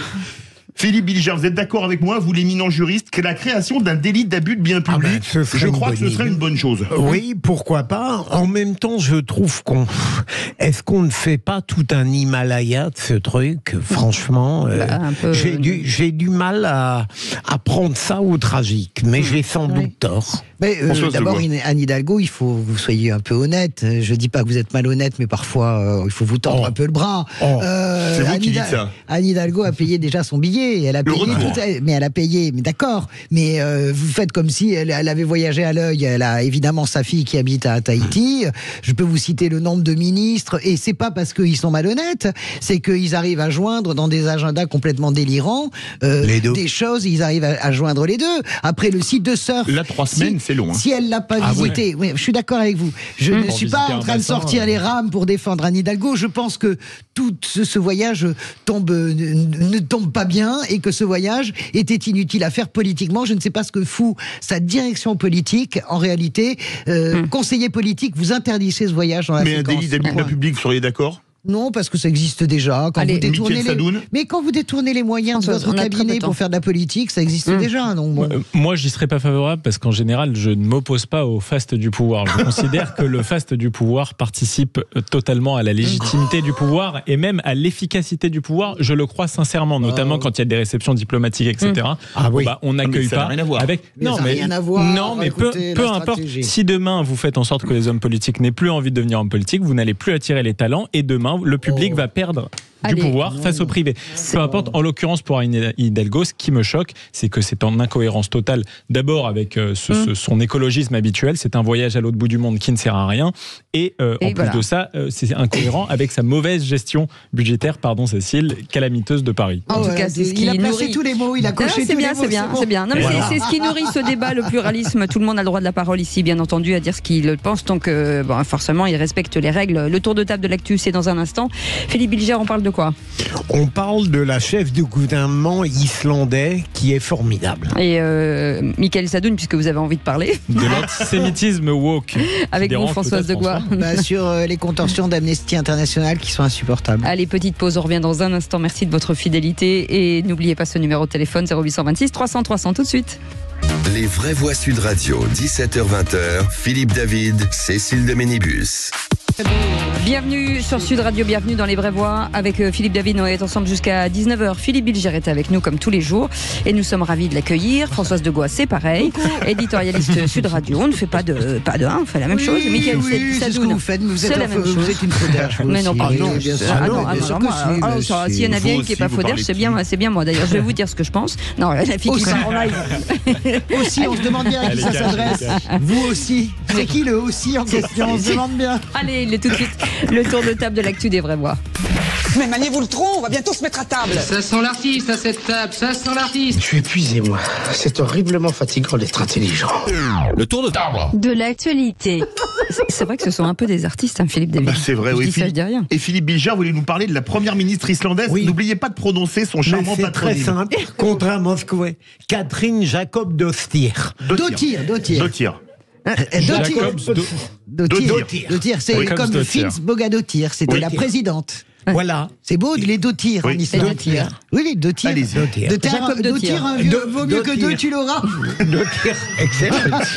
Mais sérieusement, je l'ai un peu évoqué hier. J'aime beaucoup cette femme parce que elle a décidé elle a écrit un grand roman policier d'ailleurs avec quelqu'un d'autre et elle a décidé de faire grève le jour de l'égalité entre les hommes et les femmes en Islande.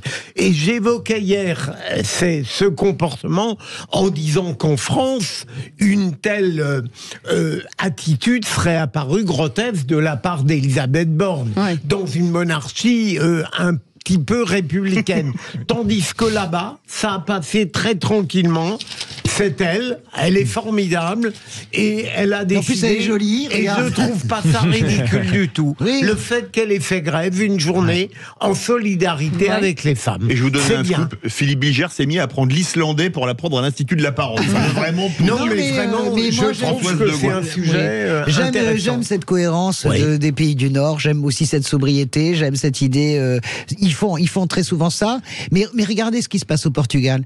Antonio Costa, le Premier ministre, qui a une réussite absolument exceptionnelle sur le plan politique.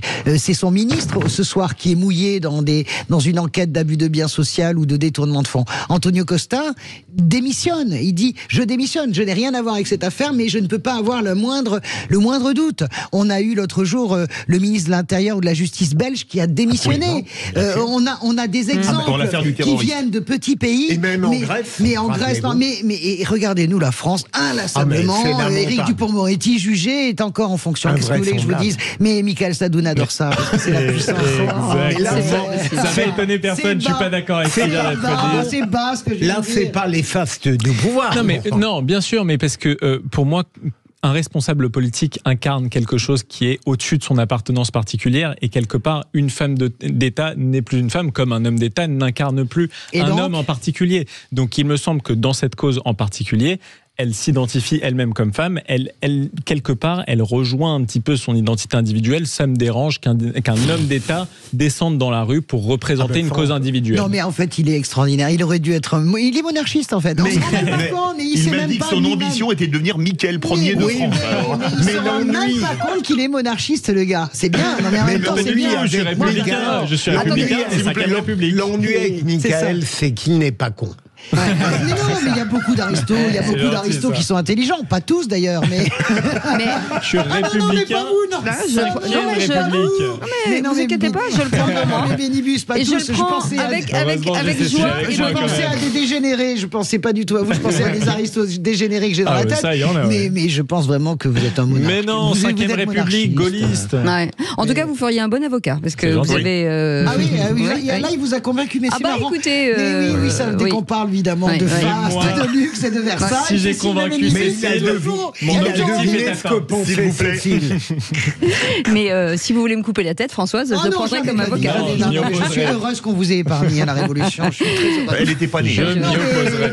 Tout ce qui a donné minibus à la fin. Je ne fais pas mon âge, Philippe. Ne vous inquiétez pas. Françoise Degois, le président d'Amnesty International refuse de qualifier le Hamas d'organisation terroriste. Encore. Oui, écoutez, on retombe toujours sur le même problème. Je ne sais pas quelles sont les contorsions. On a déjà eu le débat sur l'AFP et j'avais expliqué que c'était évidemment d'abord pour des raisons commerciales, parce que quand vous avez 150 pays clients, eh bien il y a dans ces pays beaucoup de pays qui n'acceptent pas l'appellation de terroriste. Et Amnesty est sur cette marge. Je peux comprendre les contorsions, même si je ne les accepte pas de l'AFP. Je ne peux pas comprendre les contorsions d'Amnesty International. Hier soir encore, dans une grande émission sur France 5, la directrice de France d'Amnesty expliquait pourquoi elle n'utilisait pas le mot terroriste. Ça ne tient pas 2 secondes. Vous tapez Amnesty, vous voyez les communiqués d'Amnesty. Évidemment, les terroristes, c'est Boko Haram. Voilà, les terroristes, c'est Daesh de la péninsule arabique. Mais pourquoi c'est pas le Hamas? Donc, ça me pose un problème majeur. Je pense que cette question-là n'est pas qu'une question de sémantique. Je pense que tout le débat en France qui se noue depuis le 7 octobre, il se noue sur quelque chose qui au-delà de la sémantique, est-ce terroriste ou pas terroriste. Mais comment vous l'expliquez ça? Moi, je pense que c'est une vision du monde. Il y a une vision extrêmement partielle d'Amnesty International. Ils ont absolument le droit, mais ils ont pris fait et cause de toute façon pour la cause palestinienne.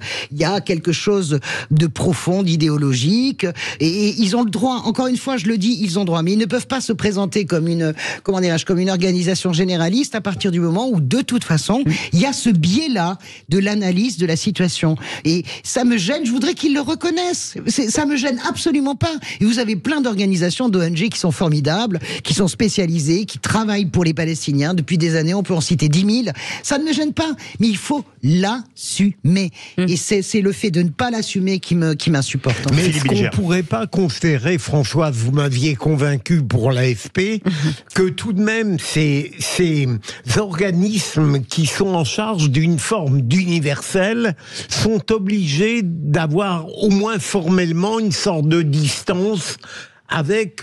Pourquoi ils le font pour Boko Haram, Philippe? Ça ne tient pas. Vous ne savez pas. Vous êtes sûr là? Écoutez, on a le Twitter et X et tous les journaux sont pleins des communiqués d'Amnesty où ils parlent des terroristes de Boko Haram. Moi, je suis d'accord avec vous. Pourquoi pas? Mais il faut être cohérent. Voilà. Il y a pas de. Il faut être cohérent de A jusqu'à Z. Michael Sadoun. On pourrait penser que c'est un débat sémantique qui n'a pas de portée pratique, mais en effet, ça révèle forcément un biais qui tend à diminuer en fait la gravité des faits, parce que derrière la qualification des actes, il y a évidemment des définitions juridiques, et puis Jean-Luc Mélenchon s'en prévaut énormément, il parle de la juridiction internationale en racontant en plus n'importe quoi. Il est vraiment pas juriste, c'est ça le problème. Mais en réalité, ça révèle un biais moral derrière, et je pense que c'est le centre du débat. Ouais. Allez, vous restez avec nous dans quelques instants. Avec vous, Michael Sadoun, on reviendra sur l'antisémitisme chez les jeunes qui se propage visiblement aux États-Unis. On en parle dans quelques instants. Vous les commentez, hein, vous savez ce numéro. On vous le répète assez, 0826 300 300 avec Aude qui nous sourit joyeusement. Ah oui. Aude, on vous embrasse. Allez, à tout de suite. Les vraies voix Sud Radio, 17h-20h, Philippe David, Cécile de Ménibus. Étant donné que tous les jours, chers amis, vous écoutez l'émission de 17h01 à 19h sans même vous arrêtez même de travailler, et pour ça on voulait vous remercier avec Philippe David. Ah oui, merci à vous. Et on a les noms, donc on va les donner de tous ces gens. Ça va prendre 6 ans. On termine à 5h du matin et encore en mettant toute la rédaction. En tout cas, merci de votre fidélité. Il y a quelques instants, on revenait sur le tour de table de l'actu des vraies voix. Philippe Bilger et Françoise Degois et Michael Sadoun sur cet antisémitisme qui gagne finalement les jeunes américains. Tout à fait. Depuis le 7 octobre, les actes antisémites ont explosé un peu partout dans le monde et à chaque culture, son antisémitisme fait maison selon les spécificités locales. Donc si en France, on a un antisémitisme qui prospère largement sur une immigration arabo-musulmane qui déteste Israël, principalement, aux États-Unis, l'antisémitisme prospère sur la vague de wokisme qu'on connaît bien. Il y a un rapport du FBI qui a montré que les Juifs représentaient 2,4% de la population aux États-Unis pour 60% des actes antireligieux, ce qui fait une surproportion assez énormissime dans un pays qui était pourtant le refuge de beaucoup de Juifs partis de l'Europe totalitaire au XXe siècle. Donc, ça se traduit par quoi ? Ça se traduit par des Juifs lynchés sur des campus américains, des communautés étudiantes attaquées, des centres communautaires attaqués, et par même des vidéos où on a vu un étudiant d'Harvard, ce qui est quand même étonnant, s'en référer directement à Adolf Hitler. Donc comment ça se fait ? C'est quand même une question que ces jeunes qui pleurnichent en permanence sur les bobos et les petites vexations des minorités en viennent à tolérer la montée de la haine anti-juive qui se fait évidente pour tout le monde. Pour moi, c'est assez simple en fait. L'explication, c'est que le wokisme, dans sa catégorisation et sa hiérarchisation des catégories sociales, raciales, a placé les juifs au-dessus de l'humanité. Le juif, dans une tradition qui rejoint en fait un vieil antisémitisme, c'est le dominant, c'est celui qui règne sur les médias, c'est celui qui règne sur la finance, et donc c'est celui qui ne peut pas bénéficier d'une compassion minoritaire. Donc évidemment, dans tout ça, il y a une négation de l'antisémitisme qui est en train de se développer. Je ne dis pas qu'il est woke, mais de la même manière, Jean-Michel Apathy, il y a 6 mois, disait l'antisémitisme, ça n'existe plus. Donc tous ces gens-là ont voulu tourner la page de l'antisémitisme rapidement parce que ça leur faisait trop mal de penser que le nouvel antisémitisme venait d'une minorité qu'ils voulaient défendre. Donc je rejoins totalement Alain Finkielkraut pour conclure quand il dit que nous sommes à la page de l'antisémitisme antiraciste. Je ne sais que ça ne va pas plaire à Françoise Degois, mais je pense qu'on y est arrivé. Et ça me fait penser à la citation de Pasolini qui disait « Le fascisme reviendra un jour à une condition qu'il s'appelle antifascisme ». Mais Michael, est-ce que ça n'est pas la détestation de ce qui peut apparaître encore aujourd'hui comme dominant ? C'est totalement ce que je suis en train de dire. Oui, absolument. C'est-à-dire que même les spécialistes de la diversité et de l'inclusion, et on a vu avec Rima Hassan qui a été suspendue de son contrat avec L'Oréal, qui est une militante palestinienne, qui était la conseillère diversité et inclusion de L'Oréal. Dans sa vision du monde, dans cette vision du monde d'ailleurs, s'il n'y a pas assez de quelque chose, c'est qu'il y a trop de quelque chose d'autre. Et en général, on sait vers où se tournent les regards, vers les hommes, les blancs et évidemment les juifs. Donc quand on voit la société comme ça, comme une somme de communautés qui s'affrontent entre elles pour se disputer les représentativités, c'est sûr qu'à la fin, on finit par tomber sur les Juifs. Françoise Degois. Moi, je suis une combattante farouche de l'antiracisme et de l'antisémitisme. Je n'ai pas de brevet du racisme et de l'antisémitisme, donc je n'ai pas à prouver mes lettres. Je pense que Michael exagère. Je ne crois pas d'abord. Je vois bien le phénomène qui se développe aux États-Unis, qui est effarant, qui se développe en France. Ils enlèvent même les petits oursons qui sont mis. Enfin, moi, ça me fait pleurer. Les oursons qui sont mis devant les photos des bébés, ils enlèvent tout, ils écrasent tout. Bon, ça n'est pas toute la société américaine. Déjà, ça c'est le premier point. Moi, j'ai des exemples. Ma famille, il y a beaucoup de gens qui sont universitaires. Il y a la honte, c'est quand même les présidents d'université qui ne réagissent pas. Tous les étudiants d'Harvard ne sont pas dans cette logique-là. Tous les étudiants de Stanford et de Columbia mais qui ne réagit pas consent quelque part. Oui, mais c'est pas. Oui, mais c'est pas. Oui, je parle des présidents de sûr. Donc il y a un mouvement maintenant des présidents, je pense au président de l'université de Seattle, qui sont en train de réagir, d'anticiper en disant attention, voilà. Le wokisme, je pense que vous mélangez un petit peu tout, parce que contrairement à vous, moi je crois qu'il y a un nouvel antisémitisme avec des nouveaux habits. Pierre-Alain Taguieff a raison de le dire depuis des années. Mais je pense que l'antisémitisme classique n'est absolument pas mort. Je pense que l'antisémitisme de la droite, de l'extrême droite, existe encore. Mais il est beaucoup moins virulent, il porte beaucoup moins à conséquence. Non, mais c'est pas ça le sujet. La question de savoir laissez-moi finir, Mickaël, soyez sympa. Je vous laisse finir. Moi, je suis pas. Je pense qu'on peut. Je ne suis pas d'accord avec Finkielkraut, avec lequel parfois je suis d'accord, mais dire que l'antiracisme et l'antisémitisme se rejoignent, ça c'est faux. C'est contre ce genre de comment dirais-je, d'amalgame qu'il faut se battre inlassablement. Je suis une militante acharnée contre l'antisémitisme. Je suis bien sûr. Je pense que Israël a un droit absolu d'exister et je n'ai rien à prouver depuis le 7 octobre là-dessus. Mais je ne peux pas vous laisser dire que l'antiracisme et l'antisémitisme sont les deux faces d'une même pièce. Ça n'est pas vrai. Non, aujourd'hui, je pense que cet antiracisme-là, notamment aux États-Unis, qui est d'une seconde vague, qui n'est plus tellement l'antiracisme d'SOS Racisme. Pas tous les woke, je pense qu'il porte beaucoup plus à conséquence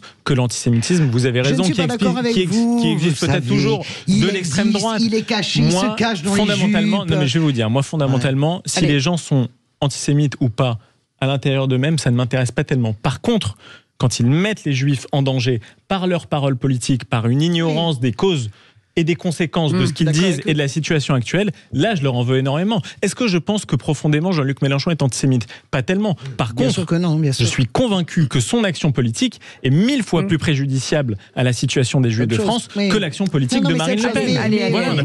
Allez, vous restez avec nous. Merci beaucoup, Mickaël Sadoun. Et on va revenir sur ces tags d'étoiles de David retrouvés fin octobre dans plusieurs arrondissements de Paris, qui auraient été commandités par la Russie pour déstabiliser la France. En tout cas, on met tout au conditionnel, bien entendu, avec cette question. Est-ce que vous croyez en cette tentative de déstabilisation russe ? Est-ce que ça vous paraît crédible ? Pour l'instant, vous dites non à 83%. Claude Moniquet est avec nous, ancien agent de la Direction générale de la sécurité extérieure et président du Centre européen pour le renseignement stratégique de la sécurité. Bonsoir, Claude Moniquet, merci d'être avec nous. Petite question, est-ce que la Russie a-t-elle des comptes à régler avec la France ? Alors la Russie, depuis un certain temps, certainement depuis la guerre en Ukraine, mais avant, est en guerre hybride contre ce qu'elle appelle l'Occident global, donc contre la France aussi. Donc oui, la Russie a des comptes à régler avec la France. On en parle dans un instant. Merci d'être avec nous, merci de votre fidélité. On revient dans un instant, on fait une petite pause. C'est les vraies voix Sud Radio. Voix Sud Radio, 17h-20h, Philippe David, Cécile de Ménibus. On vous souhaite la bienvenue dans les vraies voix 0826 300 300. Vous voulez bien entendu commenter nos sujets du jour. On vous attend au standard. Avec aujourd'hui nos amis Philippe Bilger est avec nous, Françoise Degois et Mickaël Sadoun. Vous avez remarqué, Mickaël, qu'elle dit nos amis, elle dit Philippe Bilger en premier. Il n'y a jamais. Mais c'est le privilège de l'art. Si on n'est pas vos amis, c'est tout. On n'est pas vos amis. Avouez-le en fait. Non, parce que je vais vous dire pourquoi je dis Philippe Bilger en premier, c'est par ordre alphabétique, parce que c'est B. Ensuite, c'est D, c'est Françoise Degois, et S comme Sadoun. Elle devrait. En fait, elle est trotskiste. Elle a un cerveau de rhétoricien trotskiste. Vous savez comment je vais l'appeler maintenant ? Oui, je vais l'appeler Trotska. Appelez-la Léon. Léon. Appelez-moi d'une cabine qui fonctionne, ça vous changera. Allez, tout de suite, les coups de projecteur des vraies voix. Les vraies voix Sud Radio, le coup de projecteur des vraies voix. Et les tags antisémites à Paris pourraient-ils avoir été commis par des Moldaves avec des commanditaires venus de Russie ? C'est l'hypothèse sur laquelle travaillent les enquêteurs. Hypothèse d'une opération de déstabilisation en lien avec des intérêts russes. La police estime que les 250 pochoirs de l'étoile de David auraient été apposés par une seule et même équipe dans Paris et ses environs, Philippe. Alors après les ingérences russes dont on a parlé dans les élections américaines pour faire élire Donald Trump ou en France pour combattre Emmanuel Macron au profit de Marine Le Pen, est-ce que vous croyez à cette nouvelle thèse d'ingérence russe ? Est-ce crédible ? Quel serait l'intérêt de Moscou ? Est-ce une thèse complotiste ? On attend vos avis au 0826 300 300. Et juste avant, Paysan 47 nous dit invoquer la Russie pour oublier les Anglais au Stade de France. Ça me fait plutôt rire ce qu'il dit. Voilà. Claude Moniquet est avec nous, ancien agent de la Direction générale de la sécurité extérieure et désormais président du Centre européen pour le renseignement stratégique et la sécurité. Monsieur Moniquet, bonjour. Merci en tout cas d'être en direct avec nous sur Sud Radio. Cette voix, Philippe Bilger, de se dire que finalement c'est peut-être une ingérence russe, est-ce que ça vous semble plausible? À partir des quelques données qu'on a, le fait que d'abord un couple moldave avait été interpellé, qu'il est quasiment en instabilité sociale, en séjour irrégulier, que à l'évidence l'organisation de ces étoiles de David était réelle et imposait une structuration non négligeable. Après tout, on peut concevoir que, à l'instigation de la Russie, une volonté d'exacerber en France la haine, de jeter les communautés les unes contre les autres, tout ce qui ferait de la France un pays encore plus fragile et en mauvais état de santé démocratique, pourrait, mon Dieu, être plausible. Et donc, je n'en sais rien, mais ça n'est pas complètement absurde. Françoise Degois. Mais j'ai le même raisonnement que Philippe sur le papier. Après, vous comprenez que les raisonnements tiennent jusqu'au bout de la nuit et du complotisme. Vous comprenez ce que je veux dire? Un raisonnement sur le papier, il est très séduisant. Je peux entendre ce que dit Philippe. J'aurais presque tendance. La vérité, c'est que je nage complètement et je vais m'en remettre à Claude Moniquet parce que je trouve que tout est bizarre sur cette histoire. Et puis tout est inquiétant parce que quand on reste dans une telle ambiguïté, un tel flou, je vois bien à quel point la théorie policière qui circule est complètement rejetée par les gens, moquée, etc. Il faut aller. Ce que je dirais à Claude Moniquet, c'est qu'il faut en fait aller vite sur cette enquête parce que voilà, c'est la porte ouverte, pour crever l'abcès. Ouais. Mickaël, j'ai besoin de ces lumières. C'est possible que ce soit une intervention russe. Je n'en sais rien. Quand j'ai vu ces Magen David tagués, d'ailleurs, j'ai parlé à un de mes cousins qui a eu une Magen David taguée. Magen David, c'est étoile de David en hébreu pour les auditeurs qui savent. Pardon, étoile de David, c'est la petite étoile qu'il y a sur le drapeau d'Israël, qui a été taguée sur une poubelle devant chez lui. Je lui ai dit, mais tu penses pas que ça peut être autre chose que ce qu'on pense spontanément? Il m'a dit, ah ben non, pour moi c'est sans ambiguïté, et puis on sait, c'est toujours la même chose, etc. Donc moi, ça me surprendrait pas tellement. Ceci dit, je dois dire que ça ne doit pas nous faire oublier le seul antisémitisme qui fait peur aux Juifs de France en ce moment. Je n'aimerais pas que ça détourne l'attention parce que j'imagine déjà une de certains journaux ou de francs-tireurs en renvoyant dos à dos Poutine et le Hamas, ou Poutine et l'antisémitisme qui se développe aujourd'hui en France. Désolé de vous dire que ce qui fait peur aux Juifs de France aujourd'hui, ça n'est vraiment pas Vladimir Poutine. Claude Moniquet, vous avez entendu ce qui est. Alors, est-ce que forcément cette enquête tournée vers la Russie peut être plausible? On a effectivement, comme l'a rappelé Philippe Bilger, on a des éléments, pas beaucoup, mais quelques éléments tout à fait pratiques. On a un couple de Moldaves en séjour illégal qui n'ont absolument rien à voir ni avec la communauté juive, ni avec le Hamas, ni avec le Moyen-Orient, qui ont été arrêtés en flagrant délit, qui ont avoué avoir tagué. On sait que certains tags, les tags bleus au pochoir sont de la même main et sont dus très très probablement à ce couple. Et ce couple dit, on a été payé par un Russe vivant à l'étranger. Donc on a des éléments en début d'enquête. Et par ailleurs, on sait, c'est pas du tout une question qui est liée d'ailleurs au Moyen-Orient ou à un espèce d'antisémitisme russe qui existe, mais qui est un autre sujet, ou à l'antisémitisme de Poutine. C'est une volonté de déstabiliser la France ou un pays de l'OTAN, effectivement, fait sens, parce que la Russie n'en est pas à son coup d'essai. Et je rappellerai un exemple historique quand même, mais qui était plus interne, même s'il a eu malheureusement un impact mondial. Le protocole des sages de Sion, le plus célèbre des fonds antisémites de l'histoire, a été conçu par les services secrets russes tsaristes, l'Okhrana, au début du XXe siècle. Or, les mêmes méthodes peuvent tout à fait servir aujourd'hui, un siècle plus tard. Mais alors j'ai une précision à vous demander, parce que c'est très intéressant ce que vous dites sur une partie des pochoirs a été faite, notamment je pense que dans quelques arrondissements. Quel est le reste? Parce qu'on est sur 250 pochoirs, vous imaginez un couple faire 250 pochoirs dans une nuit? Je pense qu'ils ne peuvent pas revendiquer les 250, ou je me trompe? Alors, sauf erreur de ma part, les pochoirs ont donc il y a plusieurs types d'inscriptions. Voilà, c'est ça. Il y a toute une série d'inscriptions ignobles dont on voit bien qu'elles ont été faites par des gens d'ailleurs qui savent à peine écrire le français parfois, mais qui sont mal faites, etc.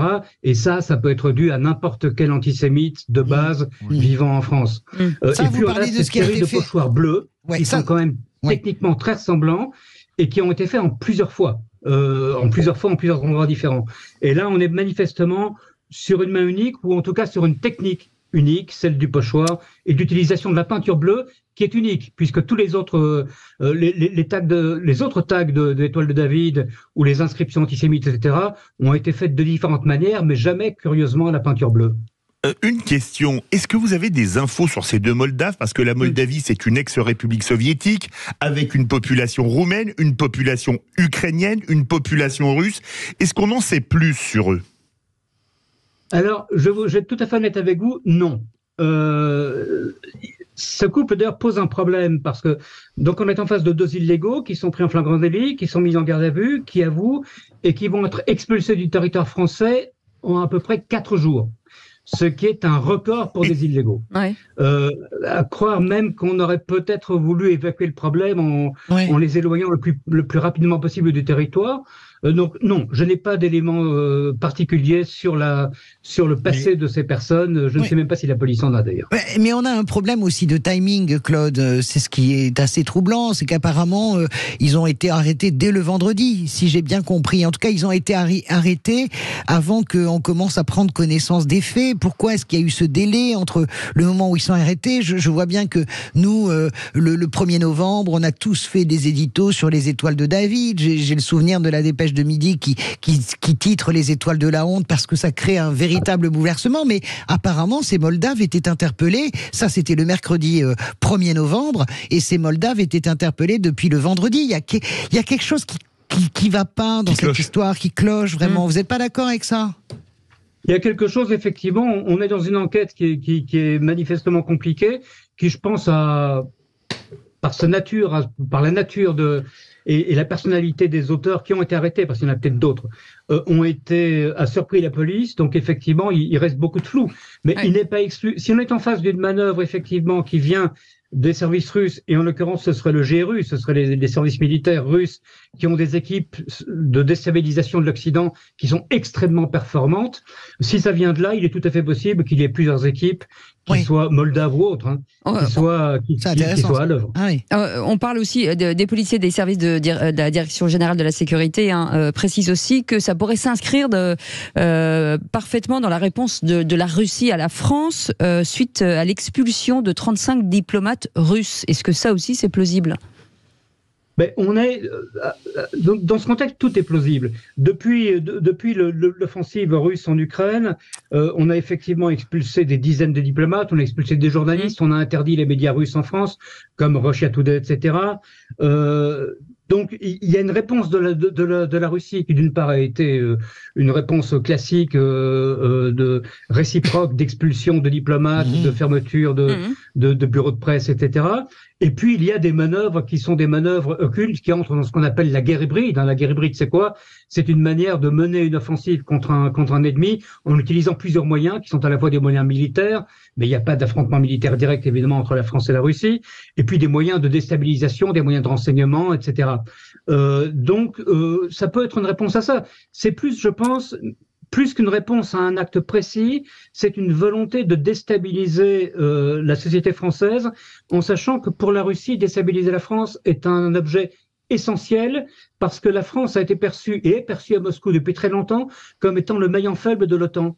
À la fois un pays très important et en même temps un maillon faible, parce qu'il y a cette tentation gaulliste toujours d'être à la fois quand même un allié des États-Unis, mais pas trop atlantiste. Donc en Russie, et ça a été dit quand je travaillais sur le terrain par de hauts responsables russes, en Russie, donc je vous parle malheureusement de ma jeunesse, c'était il y a 20 ou 30 ans, mais en Russie, l'idée d'arriver à déstabiliser la France au point qu'elle puisse à un moment donné imploser socialement et se désolidariser de l'Ouest global et de l'OTAN, ça fait sens parce que les stratèges russes pensent que si la France quittait l'OTAN ou était affaiblie, l'OTAN entier pourrait en arriver à imploser. Est-ce que, Claude Moniquet, on pourrait imaginer une solution intermédiaire parce que j'ai tout de même du mal à concevoir que les services russes officiels, en quelque sorte, aient eu besoin de 2 malheureux couples de Moldaves avec les risques de révélation qui pouvaient en résulter. Est-ce qu'il n'y aurait pas, à la limite, la possibilité d'imaginer une démarche spontanée de la part d'un Russe qui aurait stipendié ce couple de Moldaves malgré l'organisation apparente de tout cela? Est-ce qu'il est forcément obligatoire d'incriminer les autorités officielles russes?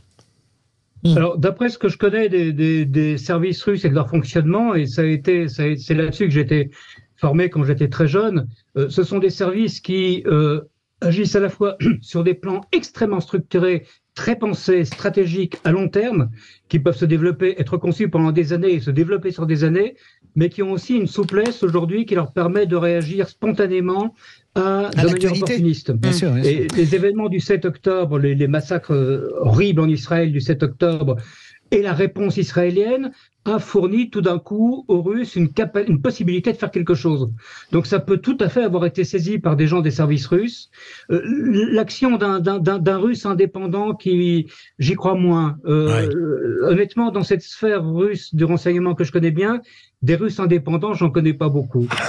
En revanche, des gens qui à un moment donné c'est joliment dit. Là, il y a quelque chose. On peut tirer sur cette ficelle-là, j'y crois plus. 0826 300 300. Olivier, notre vraie voix du jour. Vous voulez réagir, Olivier?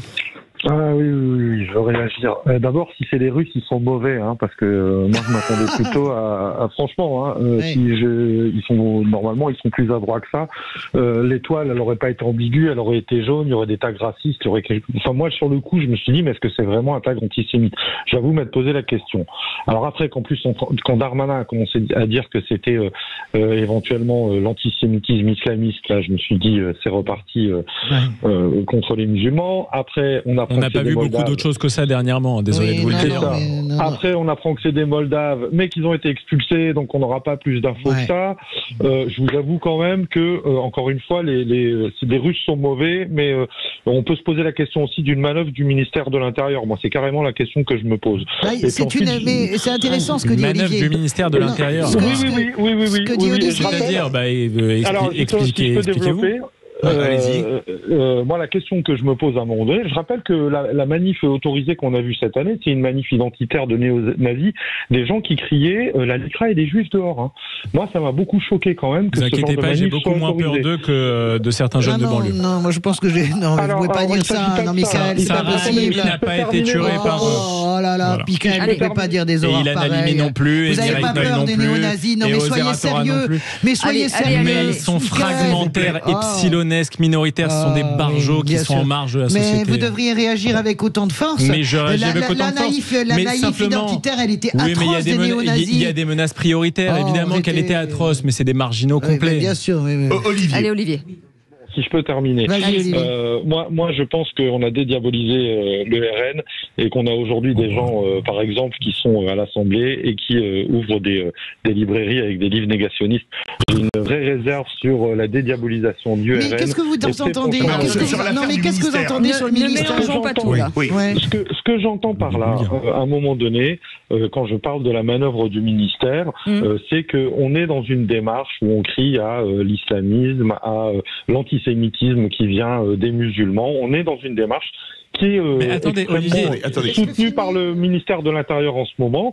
Et je me suis posé la question de savoir s'ils n'avaient pas tout simplement transformé cet épisode en expulsant les Moldaves pour pas avoir le détail et pour crier encore à la haine aux musulmans. Je suis désolé, c'est une théorie qui circule partout. Excusez-moi, elle n'est pas très plausible. Olivier, simplement... Ne parlez pas les tous en même temps. Allez-y, Michael. Vous ne croyez pas à un antisémitisme musulman qui s'est développé en France de manière assez significative dernièrement? De manière significative, non. Je crois. D'accord, parce que 1000 actes en un mois, ça me semblait significatif. D'abord, attendez.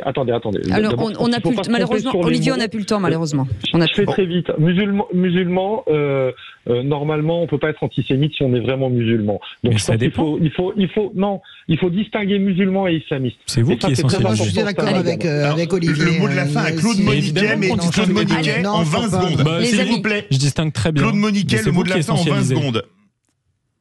Claude Moniquet. C'est le mot de la fin. Ce que j'en entends est intéressant, mais ça me semble quand même un tout petit peu complotiste.